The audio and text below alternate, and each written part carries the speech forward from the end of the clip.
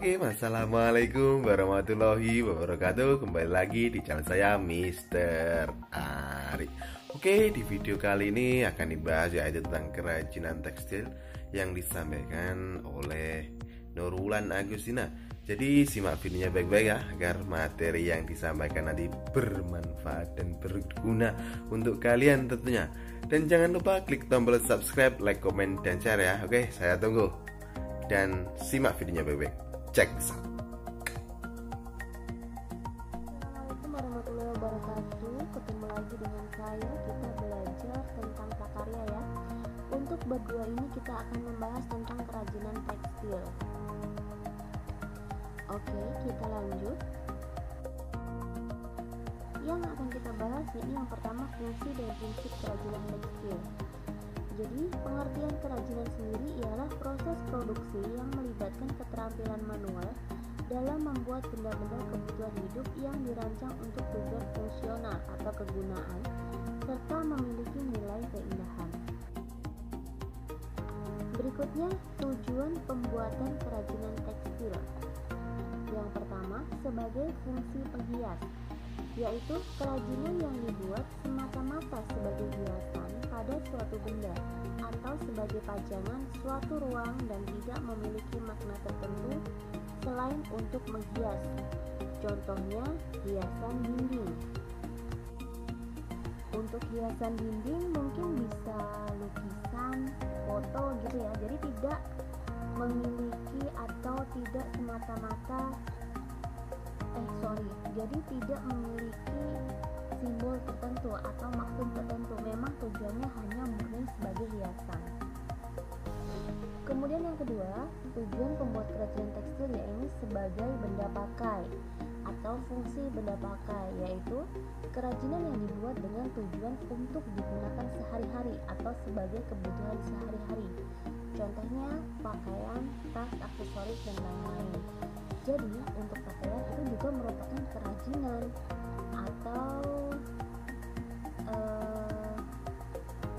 produk kerajinan yang mengandung unsur keindahan yang memang kita gunakan sehari-hari. Berikutnya ada fungsi kelengkapan ritual. Di sini kerajinan dibuat dengan unsur simbol-simbol tertentu dan berfungsi sebagai benda magis yang berkaitan dengan kepercayaan dan spiritual. Contohnya ulos, yakni kain tenun khas masyarakat Batak yang dikenakan saat upacara adat, misal upacara pernikahan, pemakaman, dan pesta adat lainnya. Tentunya untuk motif ataupun warna ulos itu sendiri berbeda-beda untuk setiap upacara adat. Yang berikutnya ada fungsi simbolik, yaitu kerajinan tekstil tradisional yang dibuat selain sebagai hiasan, juga berfungsi melambangkan hal tertentu yang berhubungan dengan nilai spiritual. Contohnya tapestri, tenun, dan batik yang dibuat dengan motif simbolik. Untuk tenun, tadi sebelumnya disebut ulos ya. Ulos itu adalah kain khas Batak yang pembuatannya ditenun juga. Jadi nanti mungkin untuk fungsi simboliknya ada motif-motif tersendiri, dan itu pun sama halnya dengan batik. Untuk batik banyak sekali motif yang memiliki simbol tersendiri. Di sini ada sedikit pengertian tentang tapestri, yakni sebuah teknik membuat karya tekstil dengan cara menenun benang-benang, serat-serat, dan bahan lain. Contohnya ada keset, pot gantung, ikat pinggang, gelang, dan yang lain-lain. Tentunya untuk yang tapestri memiliki fungsi simbolik itu ada beberapa suku yang memiliki kepercayaan tentang gambar tapestri yang dibuat tersebut ya. Jadi memiliki fungsi simbol tertentu.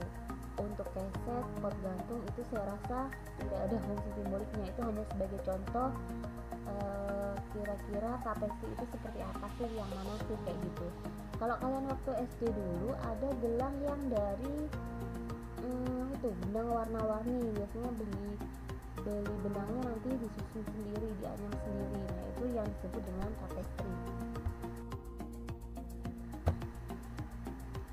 Kemudian di sini ada persamaan kerajinan tekstil yang bertujuan sebagai fungsi hias dan fungsi pakai. yaitu sama-sama memiliki nilai ekonomis. Kerajinan itu sendiri dapat menambah nilai jual suatu produk. Jadi maksudnya antara kerajinan tekstil yang memiliki fungsi sebagai fungsi hias dan yang memiliki fungsi sebagai fungsi pakai, itu mereka sama-sama bisa diperjualbelikan. Mereka sama-sama memiliki nilai ekonomis. Untuk fungsi hias, mereka diperjualbelikan karena memang digunakan sebagai hiasan. Kalau yang fungsi pakai itu bisa diperjualbelikan karena memang dia dibutuhkan untuk kehidupan sehari-hari, dipakai di kehidupan sehari-hari. Bisa dipahami ya? Kemudian kerajinan itu sendiri dapat menambah nilai jual suatu produk. Untuk misalkan benda pakai ditambahkan hiasan jadi lebih cantik sehingga nilainya mungkin lebih mahal. Itu contohnya. Berikutnya ada perbedaan kerajinan fungsi penghias dan kerajinan fungsi benda pakai. Ini ada gambar yang pertama, ada cangkir. Pada gambar pertama ini ada 3 gambar. Yang pertama ada gambar cangkir polos. Di situ biasa fungsinya cangkir ya sebagai tempat untuk minum teh, untuk minum kopi, kayak gitu ya. Kemudian yang gambar kedua, cangkir sudah diberikan hiasan dengan dilukiskan motifnya batik. Nah, di situ cangkirnya terlihat lebih cantik. Ketika kita minum, kita lebih senang gitu ya, karena mungkin cangkirnya lebih menarik. Nah, berikutnya gambar yang ketiga, kelihatan nggak ya tuh? Itu cangkir, kemudian dihias dengan bunga-bunga. Itu cangkir yang diisi dengan bunga sebagai vas bunga. Nah, di situ cangkir ini sekarang bukan tidak memiliki di sini cangkir itu tidak memiliki fungsi pakai lagi, tapi dia sudah memiliki fungsi hias karena dia tidak dapat digunakan untuk minum teh atau kopi, tapi dia hanya bisa dilihat, hanya bisa dipajang, hanya bisa untuk hiasan. Paham ya?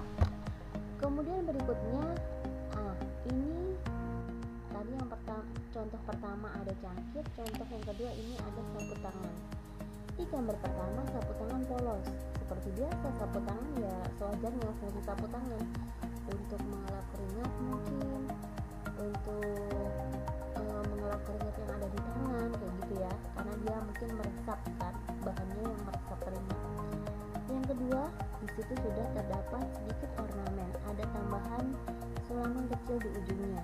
Sapu tangan terlihat lebih cantik, tapi masih tetap bisa digunakan sebagai untuk mengelap keringat.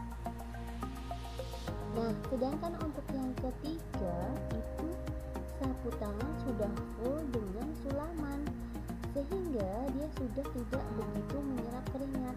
Jadi sapu tangan tersebut tidak memiliki fungsi sebagai benda pakai lagi.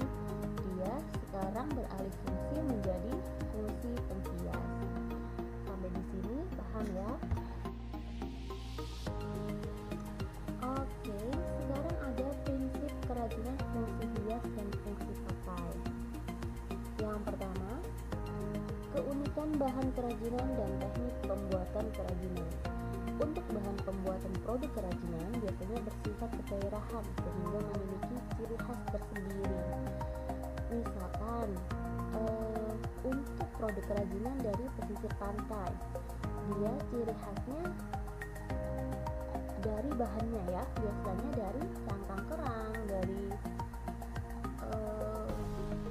duri ikan, mungkin dari sisik ikan yang besar kayak gitu-gitu. Nah, di situ kan sudah menunjukkan bahwa ini dari daerah pesisir pantai kayak gitu.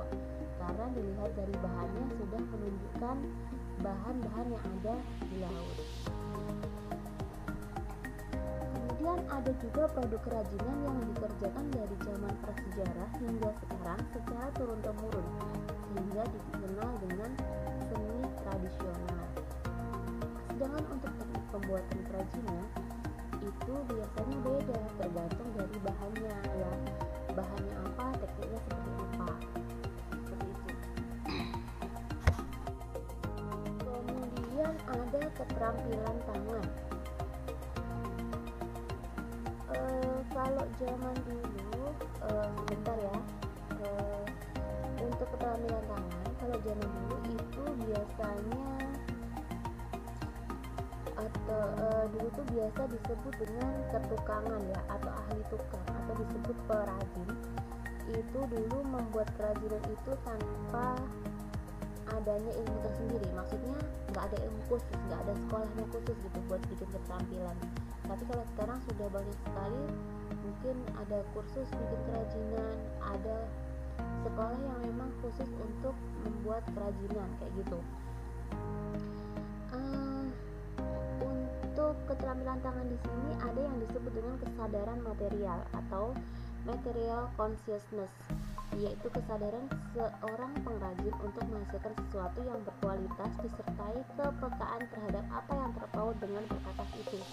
Kepekaan di sini maksudnya adalah ada kepekaan terhadap tenaga manusia, bahan, alat, lingkungan alam, lingkungan sosial dan sebagainya. Misalkan kepekaan terhadap tenaga manusia. Jadi di sini untuk para pengrajin itu tahu, oh orang ini pinternya bikin ini, orang ini punya kemampuan bikin ini, kayak gitu ya. Itu tentang kepekaan terhadap tenaga manusia. Berikutnya unsur estetik, yakni unsur keindahan. Nilai estetik dalam karya kerajinan, fungsi hias dan fungsi pakai dapat dilihat dari aspek bentuk, bisa 2 dimensi ataupun 3 dimensi. Kemudian warna ragam hias, jadi perpaduan warnanya. Setelah itu komposisi, susunannya.